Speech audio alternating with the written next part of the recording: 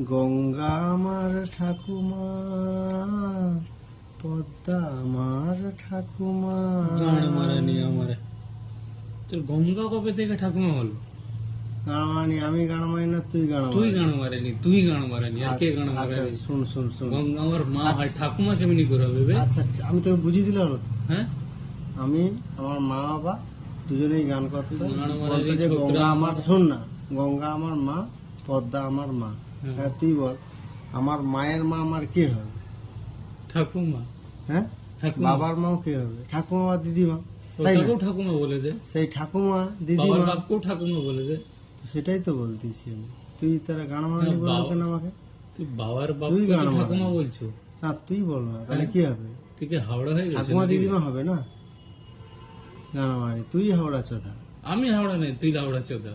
হ্যাঁ, দুই মারা বুঝোনি গান মারানি তোর।